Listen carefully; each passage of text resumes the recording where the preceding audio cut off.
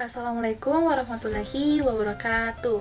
Perkenalkan, kami dari kelompok 3 yang akan mempresentasikan hasil observasi kami terhadap lansia khususnya pada aspek fisik.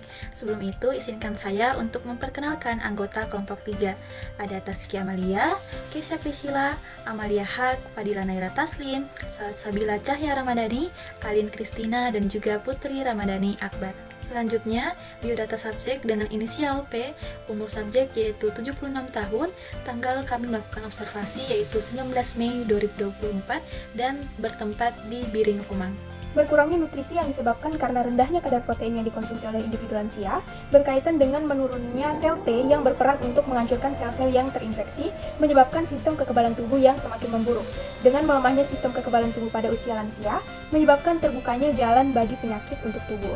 Nah, berdasarkan hasil wawancara, subjek menyebutkan bahwa sistem kekebalan tubuhnya itu cukup baik karena subjek rutin melakukan pemeriksaan kesehatan di puskesmas serta rutin mengonsumsi obat dari puskesmas. Ber pada tahun 2012 mengungkapkan bahwa pada masa dewasa akhir, individu akan mengalami sejumlah perubahan fisik yang dapat diamati secara langsung. Nah, perubahan tersebut dapat terlihat pada rambut, bentuk tubuh, wajah maupun kulit individu, dan lain sebagainya. Saat diwawancarai, subjek P menyatakan bahwa perubahan fisik yang paling ia sadari yang terjadi pada dirinya sendiri adalah perubahan terhadap kulitnya, di mana kulitnya mulai keriput dan mengendur. Nah, hal yang diungkapkan oleh subjek P sejalan dengan penjelasan dari Ber tahun 2012 yang menyatakan bahwa individu pada masa dewasa akhir mengalami perubahan terhadap kulitnya, di mana kulit individu akan menjadi kering, kasar, keriput, serta mengendur. Masuki masa dewasa akhir atau lansia, tinggi badan individu terus mengalami penurunan, terutama pada wanita. Hal tersebut dikarenakan menipisnya kandungan mineral tulang yang menyebabkan semakin mengempisnya tulang belakang. Selain itu, setelah usia 60 tahun, berat badan individu juga mengalami penurunan karena semakin banyak menyusutnya kepadatan tulang dan otot. Berdasarkan hasil wawancara, subjek menjelaskan bahwa tinggi badannya dahulu berada pada kisaran 157 cm dan sekarang menurun hingga berada pada 150 cm. Nah, menurunnya tinggi badan subjek tersebut disertai dengan penyusutan pada berat badannya. Pada dasarnya, penurunan kemampuan otot lebih signifikan terjadi pada masa dewasa akhir atau lanjut usia. Rata-rata usia 70 hingga 80 tahun mengalami penurunan kemampuan otot sekitar 30 hingga 50%. Berdasarkan hasil wawancara, subjek P sering mengalami nyeri pada bagian lutut dan juga pinggang. Subjek P menyatakan bahwa rasa nyeri tersebut biasanya muncul ketika subjek P duduk terlalu lama. Salah satu strategi yang biasanya subjek P lakukan untuk mengatasi rasa nyeri itu ialah dengan meminum ramuan ataupun jamuan herbal. Kemampuan otot dan fleksibilitas sendi yang menurun memengaruhi kemampuan individu lanjut usia untuk berjalan. Berdasarkan hasil wawancara, subjek P mengaku bahwa pada masa dewasa akhir, kemampuannya untuk berjalan cenderung lebih lambat dibandingkan pada masa dewasa awal dan masa dewasa madya. Kemampuan subjek P untuk berjalan dipengaruhi oleh kecelakaan sederhana berupa keseleo yang menyebabkan salah satu kaki dari subjek P bengkak dan memengaruhi kemampuan subjek P untuk berjalan. Sandrock pada tahun 2012 menyatakan bahwa individu pada masa dewasa akhir akan mengalami penurunan dalam fungsi penglihatan. Terjadinya perubahan secara berkala pada retina akan menyebabkan individu mengalami gangguan pada penglihatannya. Nah, selanjutnya Sandrock juga mengungkapkan bahwa individu mengalami penurunan dalam penglihatan terhadap warna. Hal yang diungkapkan oleh Sandrock sejalan dengan kondisi dari subjek P. Subjek P menyatakan bahwa pada masa dewasa akhir ini ia mengalami rambut jauh yang disebabkan oleh penyakit diabetes yang dideritanya. Nah, penyakit diabetes sendiri menyebabkan terjadinya retinopati diabetik yang merupakan kerusakan pada pembuluh darah di retina sehingga terjadinya penyakit atau gangguan penglihatan. Kemudian subjek juga menyatakan bahwa subjek terkadang salah menginterpretasikan warna yang sedang dilihatnya. Sekitar 15% individu yang berumur 65 tahun ke atas ini akan cenderung mengalami kemunduran pada indera pendengarannya. Ini dianggap sebagai proses dalam penuaan.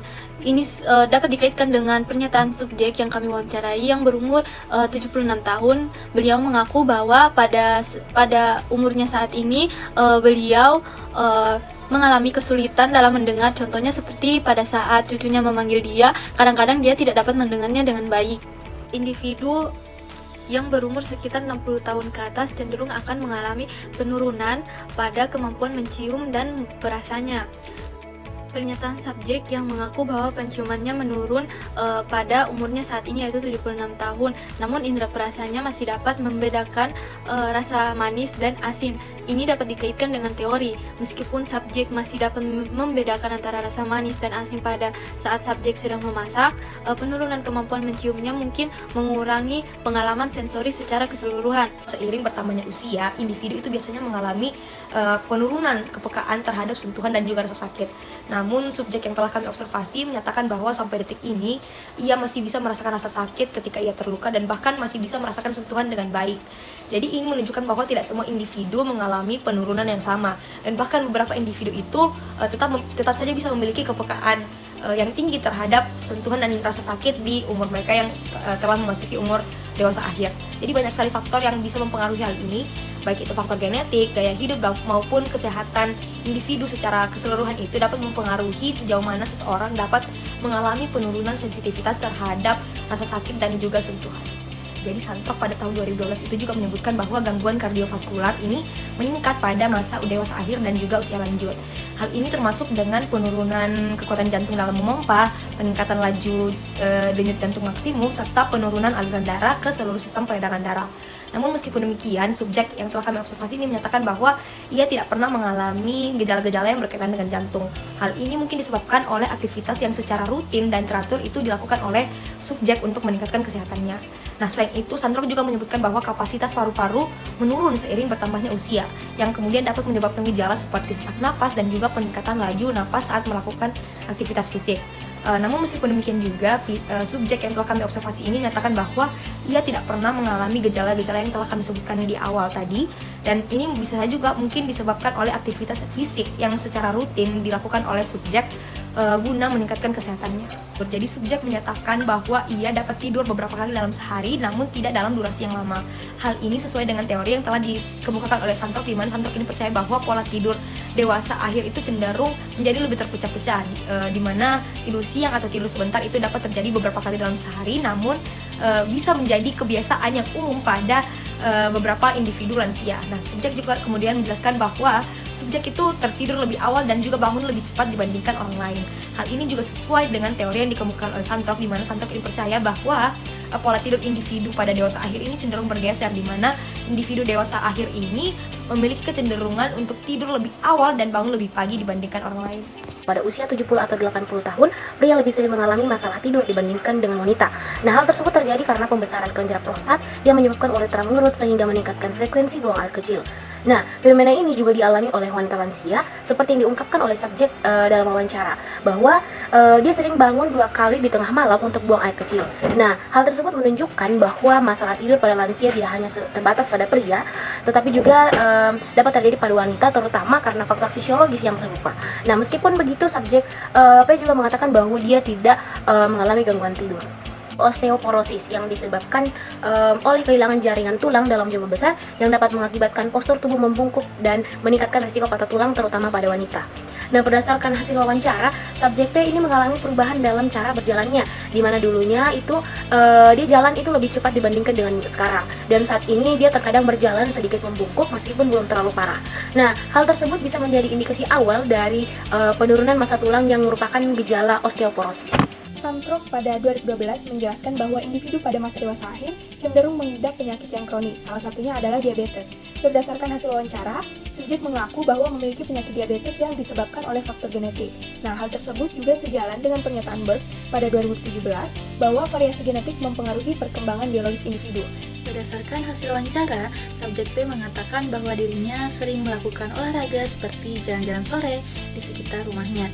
Nah, subjek P juga sering melakukan senam bersama di puskesmas terdekat untuk lansia pada setiap hari Sabtunya untuk membuat tubuhnya menjadi lebih segar dan bugar. Hal yang terjadi pada subjek P ini sejalan dengan teori Santok 2012 yang menyatakan bahwa olahraga adalah salah satu cara untuk membina kesehatan khususnya pada lansia. Untuk dewasa umur 60 tahun ke atas direkomendasikan untuk melakukan aktivitas dengan intens yang sedang seperti mengayuh sepeda, jalan cepat, dan juga latihan kekuatan sebanyak 2 kali atau lebih dalam seminggu. Berdasarkan hasil wawancara, subjek P mengatakan bahwa dirinya sering mengonsumsi ikan, sayuran, dan juga nasi. Dia juga membatasi porsi makannya meskipun sering makan dalam sehari bahkan lebih dari 3 kali. Hal yang terjadi pada subjek P ini sejalan dengan teori Berg 2012 yang menyatakan bahwa perubahan fisik di usia lanjut memicu semakin tingginya kebutuhan akan kalsium dan juga vitamin D untuk melindungi tulang, seng dan vitamin B6 untuk melindungi sistem imun, dan juga vitamin A, C, dan E untuk mencegah radikal bebas. Nah, sayuran ini memiliki vitamin A, C, dan E untuk menjaga kesehatan Baik, sekian penjelasan dari kelompok kami mengenai hasil observasi perkembangan fisik pada individu lanjut usia. Kurang dan lebihnya kami mohon maaf. Terima kasih atas perhatiannya.